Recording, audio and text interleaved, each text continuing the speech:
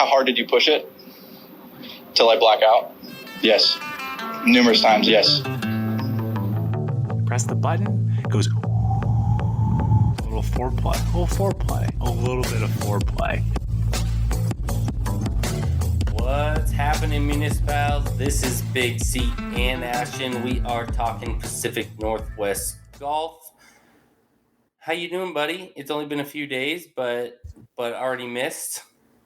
Dude, I miss you, but I feel like I'm getting the rub of the green over here. I mean, I left San Francisco, and look, for all you people who don't live in the Bay Area, you can just deal with me complaining for a second. The week I left to come see you, it was brutally hot in San Francisco.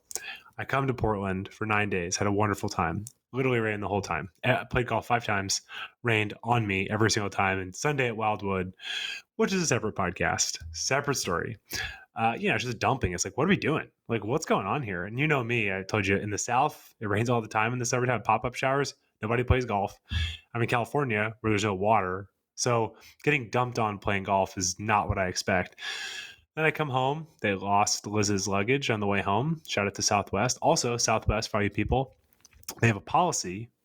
Sounds like a made-up thing, but a policy. They don't give you any sort of compensation if they find your bag within 5 days. 5 days. She got her bag the next day, but she said, yeah, we actually can't offer you any credit because the bag was delivered to your home. So I like Southwest. I'm flying Southwest a lot in the next couple of months, but be wary that if your bag is not there, they're not going to be giving you it. Basically, they're just saying it's not your fault. Then I landed back in the Bay Area, and today it was 96 degrees, which I am from the South. I like the heat. But in the South, we got this little thing called air conditioning. You press the button, it goes, it's like you're in a fucking refrigerator. Here, woke up this morning, it was nice and cool. And then throughout the day, it just got hotter and hotter and hotter. And it's hotter. I'm on the top floor of our apartment, got no airflow to this podcast. It's commitment to the content. Had to turn off the fucking fan. The sweat is pouring down the back of my legs as we're recording at 9:25 when it's 81 degrees. So how am I doing? I don't know, man. Not totally sure how I'm doing because it's hot as fuck. And let me guess. Actually, I know this, so I'm going to pander to you a bit. How's the weather in Portland? Is it still raining? It's 81. How's the weather now? It's 81 and sunny. It's approaching into the 60s. It's starting to get dark out here. It's really beautiful in Portland now that the dark cloud has gone back to San Francisco. So sweaty boy. Great weather out here in Portland now. Starting to actually feel like we're going to have a summer because I didn't think winter ever ended. We definitely skipped straight from winter to summer. There was no spring whatsoever here. We just got dumped on forever. And you talking about playing golf in the rain, that is a normal thing out here, my man. You just power through it because usually you're going to get rained on for 2 holes and then it's going to be a nice round the rest of the time. Well, I love you. I love the Pacific Northwest. I love all of my friends up there. But, Liz told me early on in the relationship that we were never moving to Portland. So I'm just going to follow her lead. I'm going to be up there a lot between your ass and her family. So, I think this year we're spending close to a month in Portland, which I love. But, just be... I hear in the summertime, but it gets crispy, they says. There you go. That's the heat talking. They say. I'm excited to play some of these tracks where the ball doesn't backspin with my driver and mud balls and the whole 9 yards. But, again, I had a wonderful time, but I'm in my feelings right now. And honestly, fantasizing, if it was like 55 degrees and raining outside, would love that. Because I don't think your boy's going to get much sleep tonight in this fucking... say hot box, but I don't even know what that even means. My brain is like short circuiting in this heat. That's one thing we don't get here is lack of sleep. Great sounds of rain outside your door, or just perfect everybody weather. in the Northwest sleeps well. Is that including your wife? 100%. Including your wife, Maggie. Maggie sleeps well. Well, she's got a baby in her, so that's causing issues. But yes. Okay, well, I heard this weekend that Maggie does not sleep much, but hey. Well, now she is not sleeping much. The baby is not being very nice to her. Damn it, Lil C. Come on. Or as I learned, it's really sweet. They call him the baby bagel, which I Baby think is bagel, because that's all my wife could eat when we found out she was pregnant, was bagels and cream cheese. So yeah. Big C, tell the people what's your favorite kind of, if you could have your ideal bagel and cream cheese combo, what would that be? everything bagel, lightly toasted, light cream cheese. But I'm just saying, like regular flavored cream cheese, or do you like a No, flavored cream cheese? no flavored cream cheese ever. Plain Oh, cream cheese only. okay. I'm with you on everything bagel, but I really love sun-dried tomato cream cheese on top, which I'm sure makes you want to jump off of a cliff. I can do chive and onions, but that's as far as I'm going to go. Wish you guys could have seen the way he raised his heckles at me. He went when he heard that. No. I hear you. Teach their own. But Chris, I'm excited to, we kind of talked about this on the last pod, kind of as a primer. We're going to be talking kind of 4 different experiences that we had. And we're trying kind of a new format because, to let you kind of behind the veil here. I mean, we created kind of our 5 buckets to talk about courses, but it's really easy in the beginning of these pods to be like, to really kind of emphasize that the greens were good and the pace was good. We tend to go to places that are doing this well. And I think that can be a little monotonous for listeners. And then I think conversely, I think it's fun. Like, to be clear, a place like Yochidehi, we kind of agree, deserves that amount of love on every hole because it's that good of a place. We're trying to kind of meet in the middle. So what we did tonight is, before we got on, we sort of drafted. We basically picked 3 holes a piece that we wanted to discuss, kind of go into greater detail, and then also kind of at the end doing a little bit of a wild card, saying what is our least favorite hole. And so hopefully this will give you guys, we're obviously not going to pick the same holes, but you'll basically get to hear about 8 of the 18 holes, which should be indicative, if we're doing this right, of larger themes and trends that you'll see in the course. And we've never really said this out loud, but would love if you guys have any comments about how you'd like to hear courses reviewed.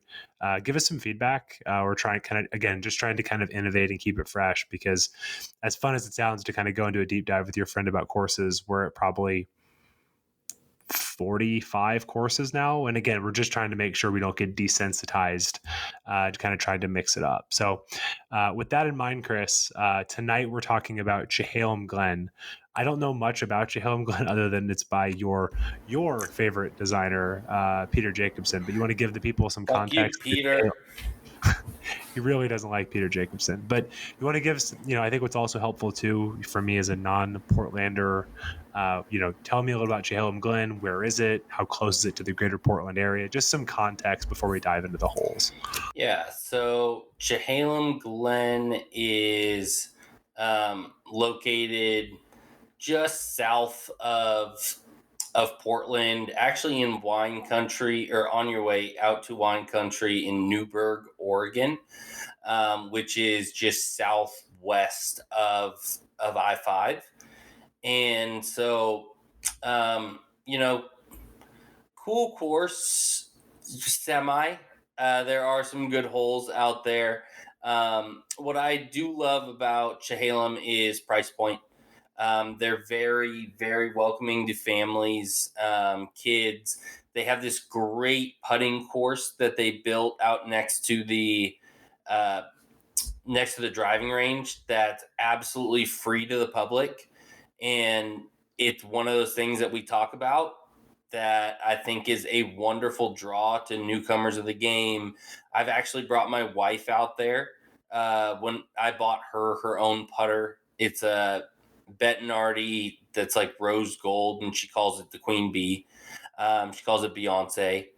And so she takes that out. She takes Beyonce out, and we go out to the putting course out there. And it's, really small clubhouse, very family oriented atmosphere out there. And I think we need more of those courses. Even though I'm not absolutely in love with the design and the layout of the golf course, I do think the welcomingness of the community and families to come out and play, and having a very reasonable price point, which is one of the things we like to talk about, and one thing we'll lead into next. Yeah, I mean, I definitely felt all of that. I mean, I played with, one of our mutual friends, Christian, and then one of through Liz, Luke. And Luke paid for Christian. I wasn't paying attention. I heard the guy say $50, and I was like, oh, we're gonna walk 18. Course looks like it's. I mean, I will say the course just when you pulled in looked to be super lush. You know why? Because it's been dumping rain. So all these Yep. courses as a primer are very like the green really pops at all these You see courses, like big Chehalem time. Glenn end of August, it's going to be baked out and brown.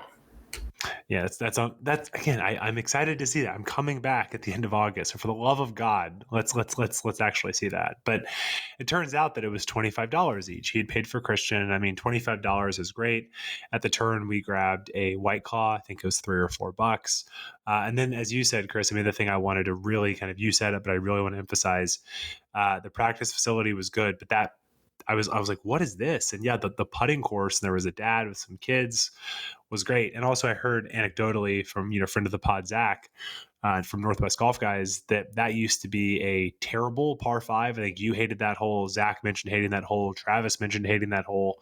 And they turned it into like, not drivable, but they turned it into like a short par 4 now, and then took all that space that was just fairway and tee box, and that's what they turned into kind of the putting course and the chipping area, which is great. I mean, especially too, because if people are going to bitch and moan about a hole, taking that and turning it into something that's good for the community, just like huge shout out there. So you definitely get that feel of, you feel very comfortable, and again, the price point for kind of golf and food and bev is really strong. So, Chris, I think the first hole you wanted to discuss, these are going to be the holes that we like. We're saving the bad one for the end.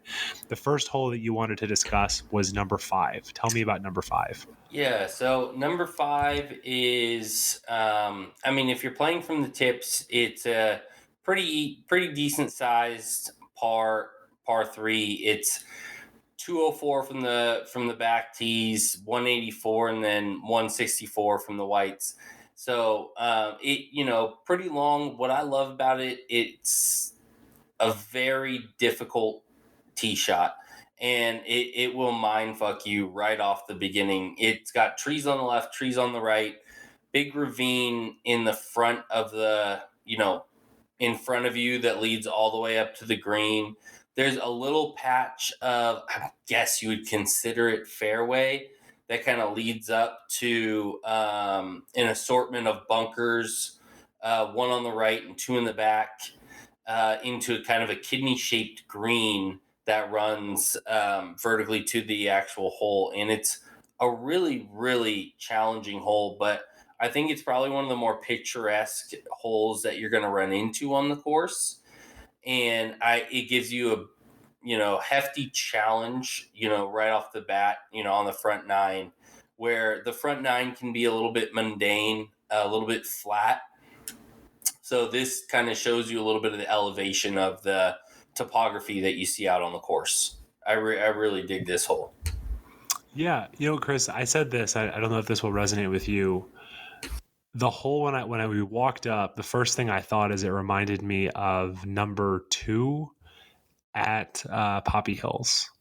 Again, not like you got obviously the caveats of Monterey versus of Portland, but same kind of a hole where I think the tees we were playing with the wind, I hit kind of like a punchy 5, like it's like, okay, cool. I mean, one, we'll talk about some holes earlier. There's definitely, from the back tees, it's definitely asking you to hit some pretty challenging shots kind of early in your round. But that's one, a 6 or a 5 iron from the back tee, kind of a big ravine. I don't know. It just reminded me a lot of kind of two at Poppy. I don't know if that makes sense to you. Yeah, I mean, topography, side of things, definitely. I would say a little different in layout and what you're going to see because you're comparing it from Monterey to the Pacific Northwest. But topography wise and with the ravine, definitely know where you're coming from. But it's a good hole and well designed. And I'll give Peter a little bit of kudos, once in a while. He falls ass backwards into a good design once in a while. Yeah, I guess the other thing that's a little bit different is, behind this hole, there's some houses, very nice houses, but like you're definitely on the front 9. You definitely feel like you're playing some subdivision golf, as you have to go through through some houses and kind of even crossing over a residential street twice as you play. What is it? 7 and 8, I think. You're basically kind of amongst the houses, so no foul balls there. But yeah, definitely like number 5. And again, also just appreciate, like I'm trying to play it back a little bit more these days, but it's just nice sometimes to get up there and have to hit a 5-iron into a pretty tough green. For me, I'm going to go with number 3, and I think it's the same idea around sort of having to get up there and execute, because it's basically a very long and demanding par 4. Nothing too crazy in the sense of like there's, this is good architecture from your boy Peter, but there is a bunker kind of right where you want to hit it on the right side of the fairway, which you can drive it into if you catch it really solid. I was short of it just a little bit. And then from there, you've got 185 to, basically 190 yards to a pretty crazy green. Basically there you want to miss it kind of short left if possible to let you chip up the hill. But a pretty crazy green, which I believe, Chris, you have to check me on this, is shared with number 1, I think. Is that the hole with the, I think 3 and 1 kind of share the green? There's that big ridge, I believe. Yep. Yeah. So like, again, you're not, unless you just hit a massive Icarito, you're not going to go kind of over there into 1, but a lot of kind of undulation. And again, just appreciate kind of early and around, 1 is pretty snoozy. 2 is a par 5. And so 3's up there. It's his, hey, hit a good drive, hit a long iron in, and a par, a par definitely feels like a birdie there. So really like number 3. Yeah, I would say I really am a sucker for shared greens. I think it's kind of a cool, architectural design. Also, probably really easy for the groundskeepers because you don't have to. It's just one continuous mow. So yeah, I do like that.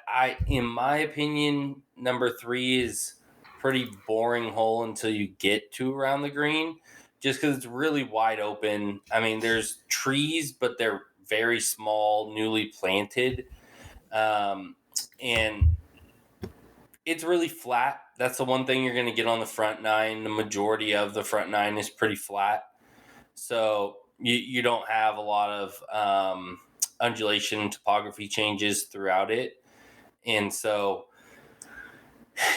But I see what you're talking about. I mean, if you're a little bit longer of a hitter, the bunker definitely comes into play. If you play up on tees, the bunker not necessarily as much in play, because Peter definitely designs his courses for back tees. He doesn't design them to have things in the way if anybody plays up, so that the stuff doesn't come into play as much in the up tees. So yeah, it's a good hole, especially the green complex I really like. Yeah.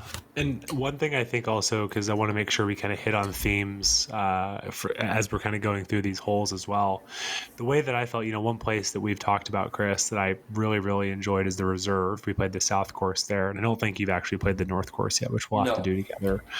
But basically, the front 9 to me felt like the we were sort of being a dick in the moment saying Walmart version, but I think just saying the diet version of the reserve, it felt very similar to the reserve. I think again the reserve has a lot more kind of good holes, but it felt very similar to me with the mounding, and honestly, to your point, actually a very flat piece of land.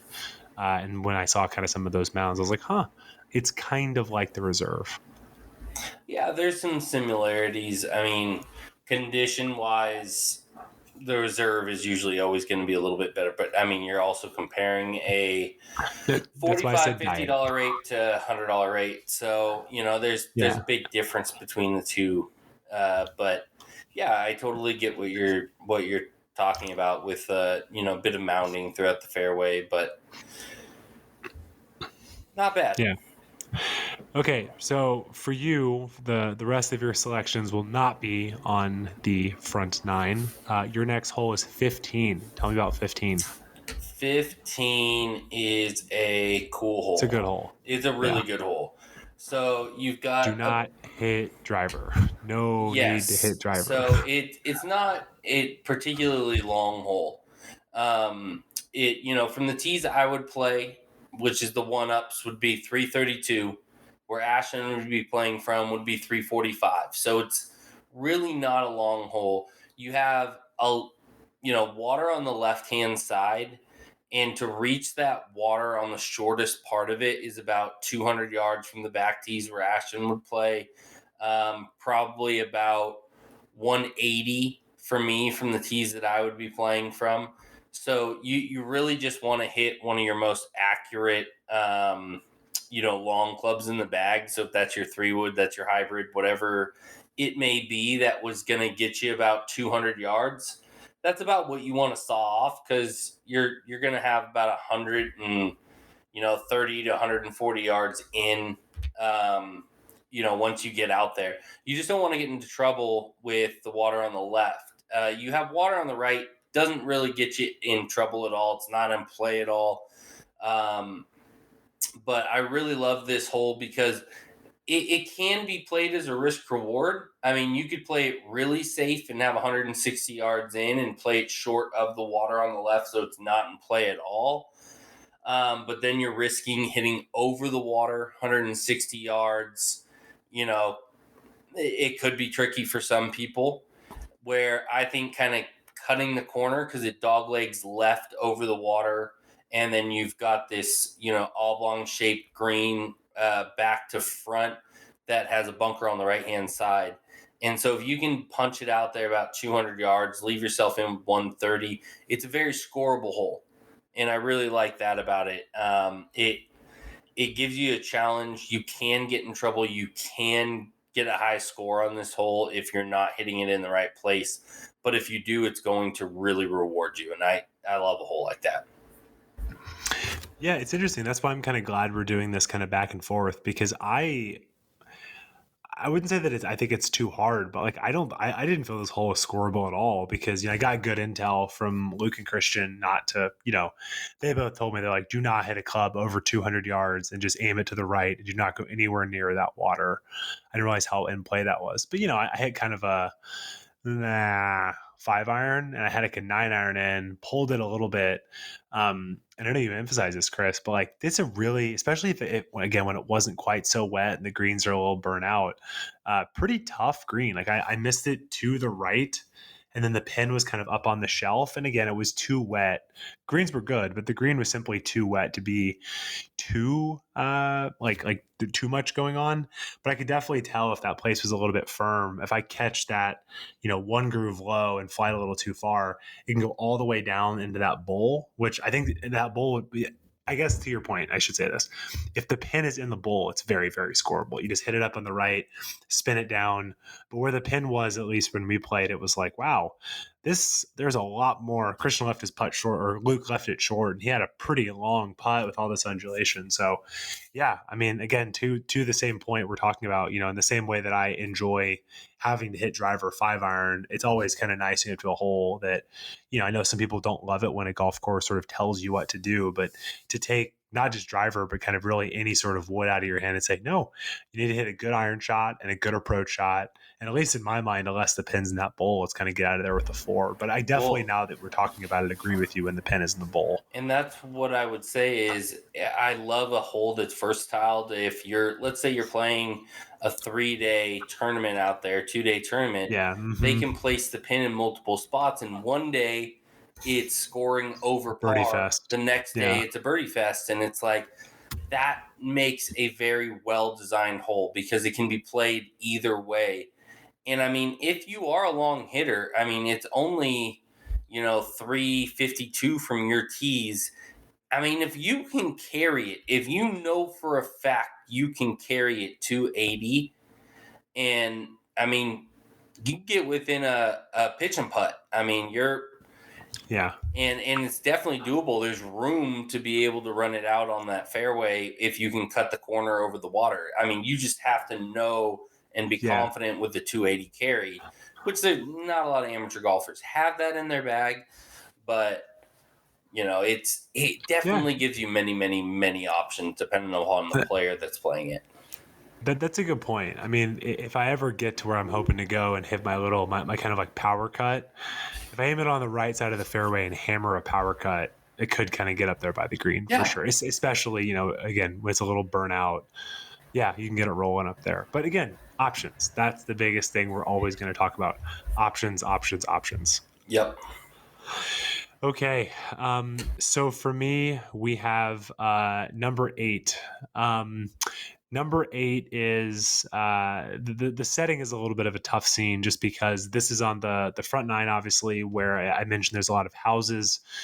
7 is a very long, challenging par 3, and then 8 is this kind of dogleg right par 4 with a lot of houses around, but not really in play. I mean, while you're putting on number 7, there was a nice old couple having a barbecue that was just kind of observing us. The old man had his paper, flipping some pork chops, watching us play the hole. But I liked 8 because so again, 8 is a dog leg to the right. Trees are kind of very much in play. So for me, I hit a little bit of a shove over into the trees and actually had a really good shot. I did kind of a punch 9-iron and kind of run it up there. But then both kind of Christian and Luke really hit kind of really, really, really good little cut drives up there, which made the hole kind of very scoreable. So it's not really about getting up there and pounding driver like some holes. It's much more about, okay, driver is for sure the right club, but can you move it the right direction, right? For me as a lefty, I hit basically the same shot they did, but it just didn't work for the hole. And I kind of put myself in jail. For them, they had the right shot shape. I think Luke made birdie. And Christian almost made birdie as well. So similar idea, again, the green, there's a lot going on. I think if I remember, it's kind of slanted.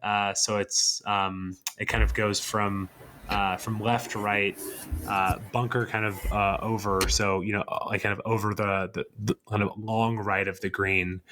So pretty well protected. But again, if you do what Luke and Christian did, it hit 285 with a little bit of a cut. I think they had a wedge in their hand. But so much about angle, on the front 9 where there's, as you said, Chris, a lot of straight holes and then a couple dumb holes that we'll highlight as well. Again, the setting's not ideal with the houses and kind of, the F-150s driving by, but I thought it was a pretty good golf hole. Yeah, so this is, again, I hate to be the devil's advocate, but this is one thing that I always hate about Peter Jacobson tracks. And I know I hate on Peter all the time, but he designs holes for one tee box. He doesn't design a hole for everybody in all the tee boxes that are included in the holes. And the one thing I'll say here, it changes the entire dynamic of the hole depending upon the tee box that you're playing. If you're playing the tee boxes that you would play, it's a 383 hole. He legitimately cuts out over 40 yards moving up to the tees that I technically would play. And it's just like, in my opinion, it eliminates all of the stuff that you were just talking about that makes this whole bit challenging, because I can just cut that corner over the bunkers, have it's only 230 to carry those with the driver, and then it's a wide open fairway with just that little bunch of trees on the left, but they really don't come into play for me. And then it makes this hole very easy and mundane, where I only have basically a flip wedge in from there. And where from your guys' tees, absolutely, it's a much more dynamic hole. It definitely plays much better. I think it's more interesting from your tee boxes. But when you cut 40 yards out of it, I mean, you can still make that hole playable and challenging if you just put my tee box 15 to 20 yards in front of yours. I mean, 40 yards is drastic. Yeah, Chris, I've never heard you mention. I mean, I've heard you, dunk on Peter Jacobson a lot. I've never heard you point out the tee box thing. Now that you're saying it out loud, it makes a lot of sense. And again, that's probably important for our listeners to know, because I'm not making any judgments on anybody listening, but most people probably are not marching to the back tee, nor should they, right? So yeah, no, to your point, like I did not realize there was that big of a gap. And yeah, if you put me 40 yards up, the whole field's totally different. There's actually no reason to hit driver. You just hit you kind of just aim. Yeah. Then it's kind of wide open and the tree and the bunkers aren't even in play. So Yeah. everything I just said basically is null and void. And that's the one thing I shit on Peter about the most is his really poor par 4, par 5 holes with the ravines in the fairways that catch everybody's ball and puts them in the same area every time. And every course you play that he designs, he has one or two of those holes, and I absolutely hate them. But the other one would be he just is very poor at designing holes that challenge all golfers of all levels and all lengths of distance. And that's what I will give props to Gil Hantz and Tom Doak and even a lot of the architects up here, that they put in a lot of time and effort. Like Dan Hickson puts a lot of time and effort into thinking about what people are going to do from every tee box. And there's bunkers that you're going to look at that are going to be like, well, that's 340 yards out. There's no way that's going to be in my play. But when I'm 40 yards up, yeah, that's definitely in my sight line. That's something that can definitely cause me issues. But that's that's my big gripe with Sir Peter. Yeah. No, makes total sense. And again, that's where I already appreciate this banter, because I was only thinking about it from the tee we were playing. So it's a good point. And Chris, your third hole, 18. 18 is indeed a good hole. Tell me about it. You're on mute. There he yeah, there he is. There he is. Oh man. Was pulling up. So Chris, the maybe hole. turn a lamp, dog. Like I for might need to viewers do at that. home. Chris I'm in looks the darkness. yeah. Well, you're talking about Peter, and you kind of just go everything goes dark for you. Everything goes dark. 18, extremely good closing hole, wide open off the tee. You've got some bunkers that are in play on the left, a bit of bunkers on the right. It's not a long par 4. It's decently long, but if you're hitting it 260, 270, not really that long. 384 from the back, 371 from the front or from the mid. So, it's really playable.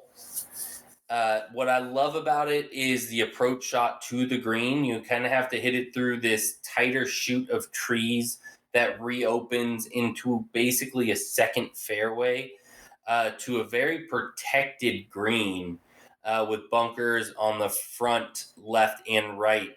And then it's almost like a triangular shaped green with this like little hump on the backside. Pretty large piece of property for the green. Multiple undulations that slope off in all three sides, and it's just a really fun, way to say goodbye to Chehalem Glenn. I think it's a well-designed 18 that creates a very scoreable hole that if you're in a match play of or if you're playing some sort of game with any of your buddies that you go out and play with, it's going to create that drama at the end. Yeah, and angle matters a lot, because I think here, in theory, you can blow it as far right as you want because you'll be on number 8 or 17. But the issue with that is that the tree is in play, right? So, for example, Luke hit his little cut over there, but he was blocked out, hit the tree, ended up making bogey from there.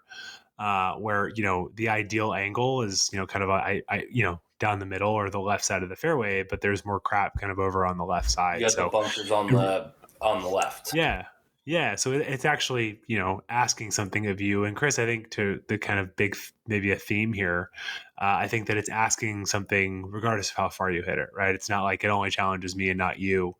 And agree, it's just a really good hole. And also, as you're kind of up there walking up, it is really nice. Again, you can kind of see there was a couple of people watching as they were kind of like, hitting balls. There was like the kids on the putting green. I think what they talked a lot about, this is a very weird kind of thing to bring up, but, they're talking about the country club, the US Open, these hubs of activity, and of course I know a hub of activity at 18, that makes a lot of sense, but it is sort of nice where, I think that the back nine of Chehalem is very isolated. There's not a bunch of houses. You don't really see anybody or anything. And then when you get to 18, kind of, you can really kind of feel the community aspect. And again, there's people hitting balls, the putting area, and kind of, and again, just kind of a good hub of activity. So certainly a good closing hole for sure. And then mine is number 14. So I will, DJ Byhowski, I will hand up, freely admit that on this one, I picked the wrong start line and didn't ask them for any help here, which I should have done. So basically, I hit it left. I thought I could carry the corner, and you cannot carry the corner. I basically just hit it into the garbage left. But this is a pretty challenging dogleg left. And so basically what you do is you want to hit your driver way farther right than you think. And then from there, I mean, you have what, Chris, like 300 in? I mean, it's basically a right angle, or I guess, a right angle that goes to the left. You're on mute again if you're trying to say something, but this is... Jeez, this is going to be a running thing tonight.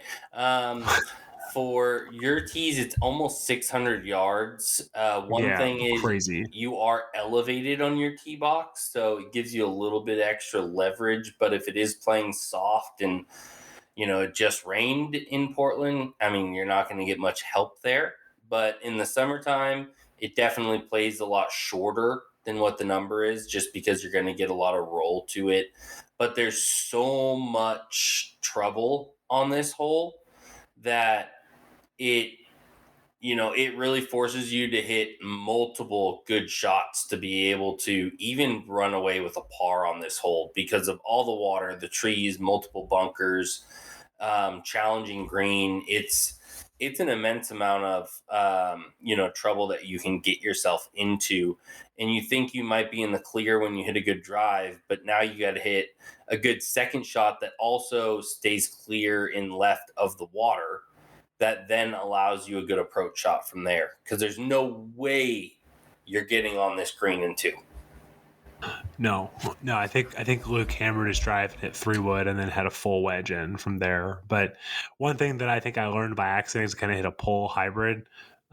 Number 15, the hole you talked about, Chris, the fairways over there. So, please be careful. But at the same time, if you hit kind of a pull or for you a shove into the other fairway, you're actually kind of totally fine. There is some trees, but it's much preferred to left, which is just, just dead trees, bad angle. You cannot go over to the left. But yeah, it's just like, I think the funny thing about this course is it's not super long, but then you have holes like 3, like 14, that just like, there's just several times here where it requires you to hit a grown up golf shot. And in this case, multiple grown up golf shots just to feel like, like you said, walking off here with a 5 feels really, really good because it's such a long and challenging hole. Yep, exactly. So before we go into our least favorite holes, I just wanted to share, this is not in any way knocking Chehalem Glenn, but just to tell you a couple examples we had of kind of a tough scene from kind of a pace of play and kind of local standpoint. On number 1, our tee time was, I believe, at 3:10. We're walking to the tee box and these guys kind of come jamming by in a cart. It's like, I think we were actually technically a couple minutes late to our tee time, but there's nobody on the tee box. These guys come jamming in at 3:12, just cut us and basically start hitting it. And after they walk off the tee box, we go, "Hey guys, what time was your tee time?" And the guy just looks at us very matter of factly and goes, 3:00. We're like, "Oh, it's like 3:17 now," So then those guys were, they were just acting like, they just roll up late and act like they were entitled to keep going. So whatever. The group behind us was 2 guys, one guy wearing jeans, one guy wearing dress pants. Just don't understand that. Like I'm all about kind of going straight from work to play some G, but maybe invest in a pair of joggers or just something, right? I don't understand playing golf on those particular items. But we let those guys play through. They missed the memo that you're supposed to like play quickly. One guy in the jeans, unsurprisingly, shanked 2 balls, but then insists on finishing the hole. Like we thought they were done. Just kind of crazy. And then we get to the next tee box, which was number 14. And behind us, there was a dad and his son. The dad, I mean, Luke was standing next to me, so we heard the exact same thing. What we heard was, "Hey, we're just going to go through," meaning like he's got like an 8-year-old, and the kid handed it more than 20 yards. Like, "Hey, you sure, go ahead, help yourself." He basically pulls up, so we hit our drive. He pulls like 20 yards in front of us, drops a ball for his kid, and the kid proceeded to like hit every single shot. Like it wasn't like a hit it once. The kid's basically like playing hockey, and we're just sitting there waiting. And then, I mean, it was just brutal. Like the guy had no. Then the dad decides to drop a ball. We went from, let these guys behind a twosome play through. We're kind of creating our own pace of play, to getting getting cut by people who were 10 minutes late for 15 minutes late for a tee time. Having people in dress pants and jeans, shanking balls, not understanding how to play through. And then a dad and his son, basically, or the dad, to be clear, telling us they were going to play through, and then insisting that his 8-year-old hit about 25 shots to get up on the green. So I think, as Luke so profoundly put it, what the fuck is going on? It's Tuesday at 3:00, and it was like, what? We thought there was going to be a soul out there. We just got the tough scene brigade all around us. So just a very kind of weird start to the round. It has been more and more frequent lately that I've run into random shit like that, because it just, all of this new influx of golfers, and guys, I'm just going to phrase this. I'm so excited that golf is at the height and level that it is at.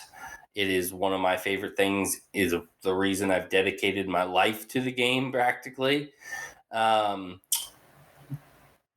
god damn, we got to figure out a way to teach fucking newcomers etiquette and proper ways of going about playing on a golf course, because as you guys will hear in a future pod, another run-in that we had while Ashton was up here, it's just, it's getting to be ridiculous, and it's starting to really frustrate me. And I wouldn't say it's hindering me from going out and playing, but I'm definitely picking and choosing when I go play.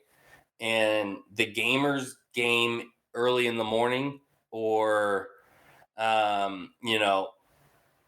or they don't usually play. So I try to play as early as I can most of the time, because I run into a lot less of that.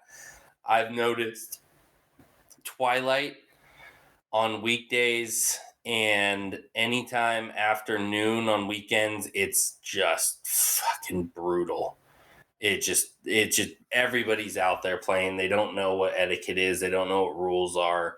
It's just, and it's not against them or anything like that.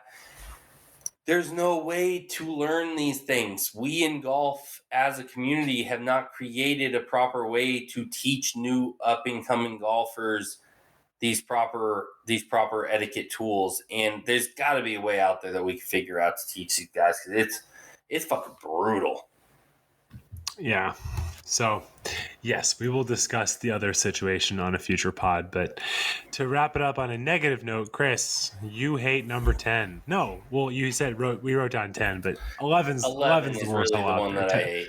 Tell us about 11, Chris. It's bad. Fucking Peter. I'm telling you, Peter Pumpkin Eater. This hole. So off the tee, you're hitting over this ridiculously long carry of a ravine. I mean, I'm telling you, it is about 260 yards to carry this ravine. It's ridiculous. I mean, it's unnecessary. And just how long this hole plays for being a, 370, 409 yard par 4. Then if you get the privilege to miss all the trees on the left land on the fairway. Most likely because the entire fairway slopes left to right into the cart path and then into a bushel of trees that run along the entire right-hand side of this hole. If you're lucky enough to land it on the fairway and have it in a scoreable position, you are now then hitting up a 30 degree grade uphill into an elevated green surrounded by bunkers. It's one of the most infuriating holes in all of Portland, if not golf in general, that I've played in my life. And there's no good sight line. There's no good place to land it. It's just a really, really bad design. And I absolutely hate this hole. Yeah, we turned the corner and got to this hole, and I looked out and I looked at them, and I looked out and I looked at them, and I said, "Where are you supposed to aim this, and what club are you supposed to hit?" And they said, "You hit driver, but anything that's to the right of the center is dead. It's going to roll off the hill. And then anything too far to the left just gets stuck up on the hill." And I actually hammered a driver and hit a wedge on the green and made par. But yeah, I mean, I think the actual playable areas we're going to get a decent lie on the fairway is probably like 15 yards. You need to hit driver, but yeah, just you don't have to be smart to just or play much golf to go up there. And I bet, again, we didn't have issues because we actually teed off on 10. I bet that hole is an absolute pace of play disaster on weekends. Oh, yeah. Like just brutal. I mean, to be clear, Chris was right. That is the right answer, but I'll pick a different one.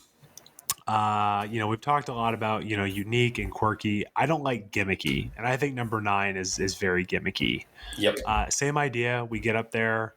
This is another good example, though, Chris, of now that you're saying a difference in tee box. From the back tee box, you basically are teeing off similarly on kind of a left hand. It's basically a dog leg to the left, but Christian and Luke kind of both gave me different starting points. I hit this great shot and they were both like perfect, but turns out I was actually a little too far to the left. It's just a really weird hole. So I hit a 230-yard club kind of to the middle of the fairway. But again, I can't emphasize this enough. Like, you won't know what middle of the fairway means at all until you actually get up there. Then you have like 180 yards up the hill. And one thing I also hate, I know they have to do it, but the flag stick is like 40 feet high. You get up there and it just looks really, really weird. And then you have a bunker left, bunker right, 160 yards, it's up the hill. It just feels really gimmicky and weird. Like, again, Luke hit, I thought, the same shot as me. He hit it down into the left where there's kind of crap, and then he ended up kind of like it caught his club face. Kind of the grass caught his club face, and he hit it in the crap. And he shot 75. This was his only double, and me and him hit the same tee shot off the tee. So, don't really love it. I mean, the thing that I would tell people is a little kind of tip if you have not played here. When you are looking at the clubhouse, you see 2 holes. The one to the left is number 1 that you'll tee off. Go ahead and look. The one to the right of it is number 9. Look at it just so you can see it, because once I kind of walked off there, I was like, I don't know that would have made a better score, but at least being able to see what this was would have helped. But again, Chris, same idea. For you as the white tees, you just tee off the hill. It's all right in front of you. It's a totally different hole. It's 90 yards of difference. 90 yards of difference between tee boxes. And man, you've cracked the code. Like, I never processed this. Yeah, and it's just like, I mean, he makes this course so mundane for anybody that plays up tees, and and the one thing I will say about this hole, it's the Peter Jacobson signature funnel. Basically, what I mean by that, it's a downhill tee shot to an uphill green that all the balls, no matter how long you hit the fucking ball, all funnel into the same place. And it drives me batshit. It is one thing that he puts in every single design. If it was Cypress Ridge in Central California, if it was Stone Creek, which we're going to talk about in the next pod. This course, I mean, every course that I've played that Peter Jacobson designs has one of these holes. And I don't know why he loves to design holes like this, but it's one of my least favorite architecturally designed type of holes. Yeah, no, I totally agree with you, and I definitely saw it out here. But yes, I definitely saw it even more at Stone Creek, which I'm excited to talk about next time. So, Yep. Anything else, Big Chris? I think we've kind of covered some of the big themes and takeaways. But again, the biggest thing I would say, and this is so, I'm just going to keep saying like it in the last pod. The floor for Portland golf is really high. Like I think that for a twilight tee time when it was a little bit wet, if I had to pay $60 at Chehalem, I would have been like, really? But I paid $25, so it's fine. Like I paid $25, and for that in a white claw is $29. That's totally cool. Like greens, for it being wet, were in great shape. They kept the course, and again, you can tell it's like not, it's not a reserve. I'm not saying it's a budget operation, like they're like they're scrapping for cash, but like it's definitely not like a pristine facility. But the course is in excellent shape. They do a great job. So go out there, and my guess is to all of our listeners, there's going to be some holes you love. There's going to be some holes you hate. Because the one thing we were kind of talking about is let's keep it positive. Let's only talk about one hole we dislike. There's several holes I think that we dislike and you will dislike as well. But again, for $25, if you're in the area, go do it. We talk about it all the time. Affordability trumps certain things within the architectural flaws. And 100%. as long as conditions are good, you can overlook some of those flaws because you're playing golf in a beautiful setting for $25. Yeah. Just be quiet and go out there and let Peter punch you in the face, right? Yep. Kick you right in the dick. Well, Big Chris, you enjoy your beautiful weather. I'm going to keep sweating and get no sleep. And hopefully the next time we talk, it'll be a little bit cooler. Okay? Yes, sir. Okay. Peace, buddy. Later, bud.